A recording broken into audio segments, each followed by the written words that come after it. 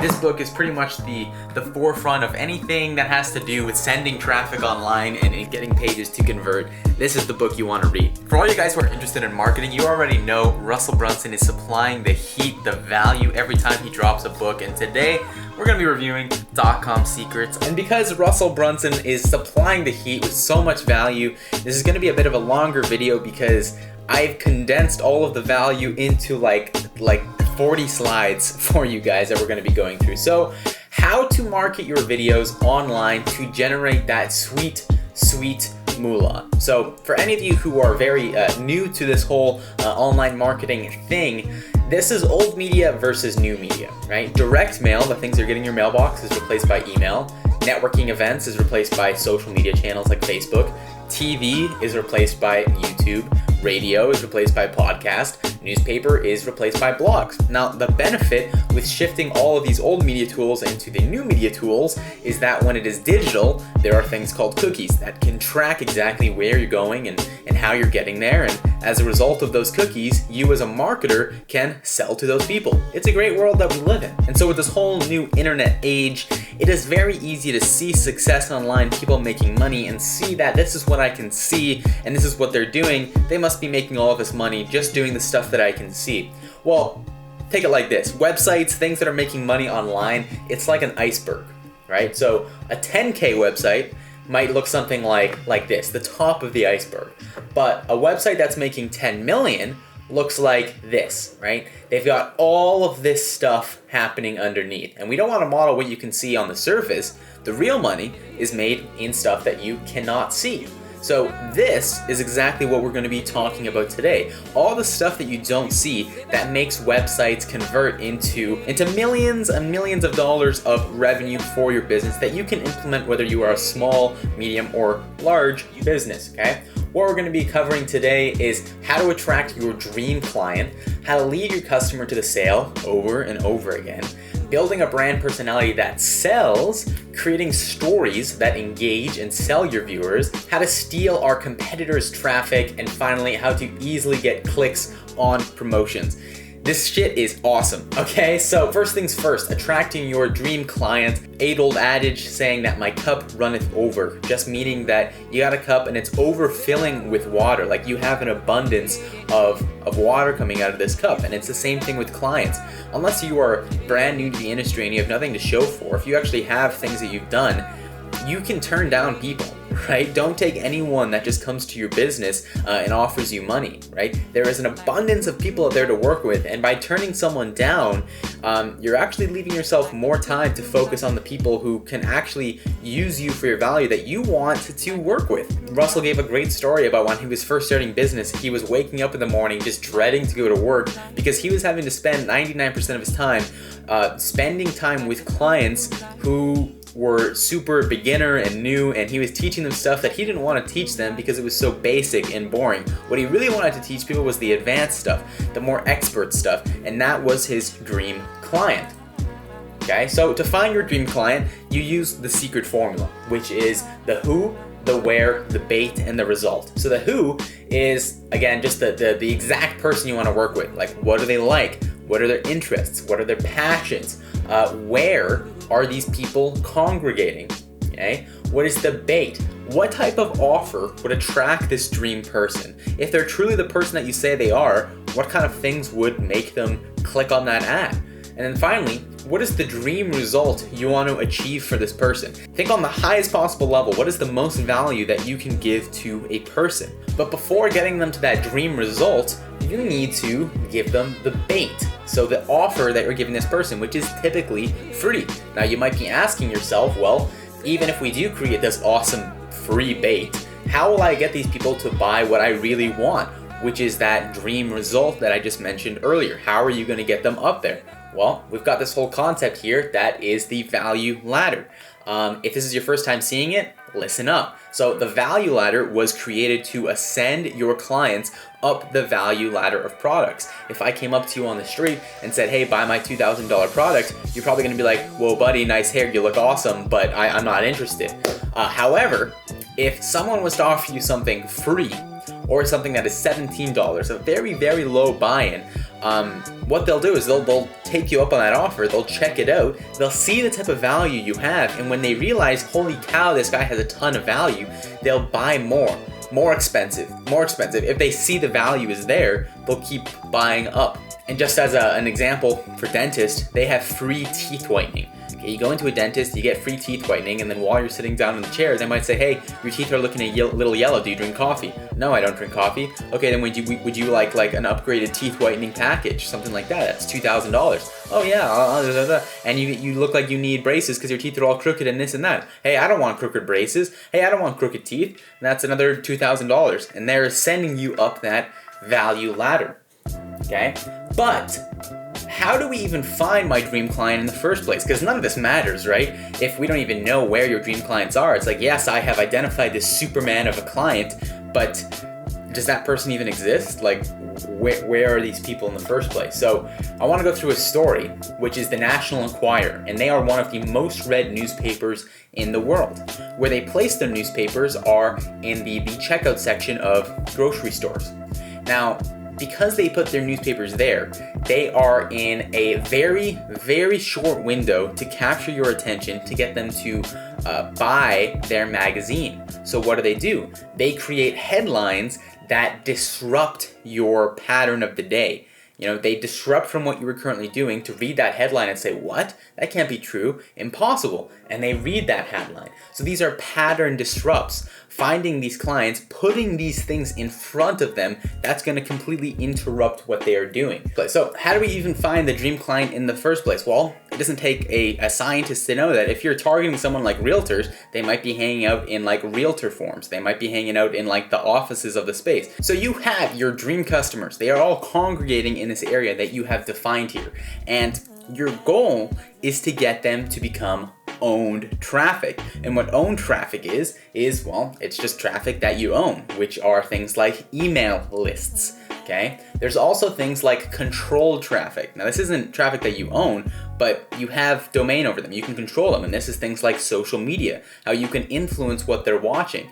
And then you have non-controlled traffic. So these are things that you have no control over whatsoever. So that's people searching for your website, searching for your name, going to competitors' websites and then coming onto your page. You have no control over them whatsoever. But the goal is, like I said, to have them all funnel from non-controlled to controlled to finally owned traffic. But what do you do once they are owned traffic? Like, how do I turn that into dollars, right? How do I turn that into money? So we already talked about how to get them into owned traffic. Well, we already talked about to get them from non-controlled and controlled traffic, you need to use things like the National Enquirer to interrupt their day and their pattern to get them to click in the first place to see what you have to offer so that you can offer that free offer, that $17 offer, right? But the question is, once they're there, how do we actually make money from them? Well, great question. By building a connection with your attractive character. This is one of the main selling points of my agency, is building up that attractive character for the realtors so that we are creating engaging videos that sell them as the agent to work with. Really, an attractive character has 4 elements to it that you need to flesh out, which is the backstory, the flaws, the parables, and the polarity. So, backstory is the backstory of your character, right? Preferably, this backstory relates to the person that we are selling. So if you are selling weight loss, your backstory is that you were fat and you lost weight, right? That is a very good backstory to have to sell people your program, your thing, your reason why you're doing this in the first place. The second thing here is your flaws, right? Letting people know that you're human is vastly, vastly important. They want to know that you're not perfect just like them. No one wants to buy from a perfect person because you're not perfect, right? Even Superman has his kryptonite, guys. And the third thing here is parables. Putting all of your stories into easily recognizable parables, stories, things that people can understand, rather than short bullet points or facts and statistics. And the last thing here is polarity. So many people, especially in the real estate space, are scared to take one side or the other. They want to stay in this neutral zone where they don't offend anyone. Well, if you're building an attractive character, it's not very attractive to have that neutral zone of I don't stand for anything. Because if you don't stand for anything, why would I stand with you? Does that make sense? Boom. So how do we share these elements in stories to make money? Well, we know that we have the free offer, or the $17 offer, and we get them to opt in to that offer by reading one of those National Enquirer headlines, and that we get them to become own traffic. And then once they're own traffic, we know we want to focus on backstory and flaws, parables, and polarity. But how do we demonstrate those 4 things in stories that make money? Well, there's a very specific set of stories that you can share with people through videos and through email lists. The first type of story is loss and redemption. So this is through a famous movie called Shawshank Redemption, where the guy was a successful lawyer. No, not a lawyer. He was a successful dude doing his business stuff. He goes to jail for a murder that he didn't commit, and then he finally escapes and he redeems himself, and it's like, coming of age, it's awesome. Second thing here is us versus them. You know, the jets, the rockets. You need to create, again, this is with the polarity. This is my side, that is that side. I do not stick with that side. I do not respect or like that side at all. This is us, and you're either with me or you're against me. Before and after. Funny picture. Bill Cosby, right? Before, he was like this friendly, kid-loving guy, and after, he was not so friendly and not so loving. But it's a story. If you have a product or a service, your before and after should be that weight loss, or that fat guy to weight loss. That's before and after for what you're doing. And then an amazing discovery. Telling people how you got the results you got. I had this amazing discovery that in order to lose weight, I had to eat this type of food. It's very, very engaging for people to read. Telling secrets. You don't want the secret to get out with people. You're telling them, shh, listen, I just found this out, and you can't tell anyone, but this is what I just discovered. Third person testimonial. ShamWow commercial. ShamWow did a fantastic job at having testimonials of people, regular people, talking about the ShamWow, and the commercial skyrocketed and become one of the best infomercials of all time. Tell people who you are through these stories, right? It should relate to what you're selling, but at the end of the day, you really need to share you. Okay? Share who you are. Again, back to that polarity, when you're in the neutral zone, you're not sharing who you really are because you're not trying to offend anyone, or you're not trying to sway your actual real opinion. You're saying, oh, well, they wouldn't like to hear that, or they wouldn't want that, so I'm just going to stick in the middle here. That's not you. So you need to put out there who you are. Okay, so this is what that might look like from top to finish. You've got those dream customers congregating somewhere. You've now turned them into owned traffic by offering your free or $17 offer, by using that National Enquirer headline, and that takes them through an email sequence of emails or videos that you talk about those stories of discovery, redemption, us versus them. And again, your main purpose here is to build a bond with the person reading through your attractive character, right? You can focus really on nothing, right? You can switch your content from 90% entertainment and 10% content, right? That is huge, massive, massive, massive, massive. People like reading about you and your day. They don't want to be sold to. So if you can focus your stuff on entertainment, that's going to go a long, long way. Now, how do we get these people to become own traffic and read our stories to begin with? Now, I skipped over this bit. I'll let you know that the National Enquirer is a great way to start out with that, because you have those pattern interrupting things that will make people click, make people pick up the magazine. But if you want to go even further than that, even further, right? Very, very easy way. You can do something called funnel hacking. What funnel hacking is that you're already modeling success, right? You're seeing what is working out there right now in the space, and you're taking that and using that. Okay, so ask yourself, where does the traffic already exist? Where are they already congregating? Where is your dream customer also? Right? So for me, in my case, right now I just picked out a famous real estate content company called Cotala, and they're the #1 content company in Canada. Okay, and what you can do, make a list of your direct and indirect competitors. So direct just being people who are actually trying to actively steal your business, and indirect just being people that don't offer the same thing that you do, but they're targeting the same audience. So for me, it might be people that are targeting real estate agents to do their graphic design or web design. Right? The second thing here is find a landing page, right? Find that URL that you're using right now to sell people, that they're using, and then enter that URL into a tool like SimilarWeb. Now, SimilarWeb is an example here of a website analyzer, but there's tons of tools out there. Once you click enter on this, it's going to tell you where all their traffic is coming from. Crazy, right? right? You want to collect the data, you want to dig deep, and you want to click on any links, buy the products, and see what the competitor is doing to get people to come to their website. So on this case, like I mentioned, Cotala is the real estate company that is competing with me for business, the number one in Canada, actually. And they get 41% of their traffic through referrals, 20% through search, and 33% is direct, meaning that they directly just search up Cotala and they go to that page.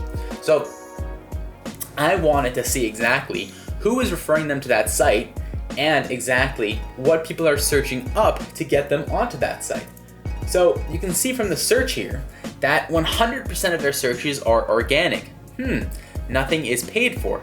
Very interesting. But what are people searching for? Well, I can see here that most people are searching for addresses. They're not searching for video services. They're searching for addresses, which I thought was odd. Why would people be searching for addresses if they're going to a video and content company for realtors?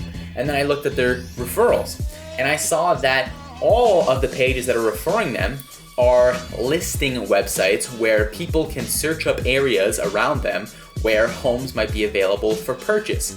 And so I thought, why would these people be referring them back to their content, right? So I went to one of these sites, Dotcom. I went to one of the listings that they were featuring, and when I clicked on the content that was featured on the page, which was a virtual tour, it brought me over to Cotala, the website. And that's where I see most people are getting their traffic from. And the final thing here is just social media.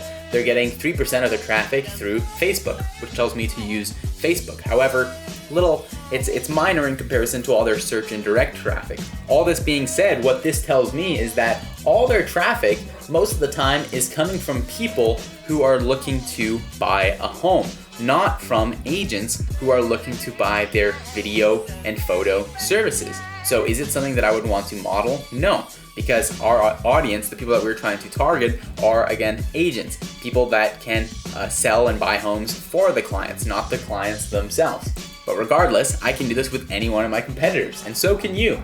And now that we have these people, how do we sell to them? Because we know that we have to make some kind of pattern interrupting headline. We know we have to do that, and we know we have to sell to them a free offer or a $17.97 offer, right? But if I was coming right off the street, right, and I was selling you video content services and you're a random person, would I say, hey, check out this 4K 60 frame per second video that is used with drone footage? Well, I don't even know if you know what 4K 60 frames per second drone footage, I don't even know if you know what any of that means. So what I'm saying here is that you have to be very, very critical on the message you are crafting in order to match the traffic temperature and their knowledge. When people come to your website, they're one of three things, which is hot and they have an established relationship with you. They're clicking to your website through an email list or through a podcast or through a blog. They know who you are, they know what you're offering, and they like you.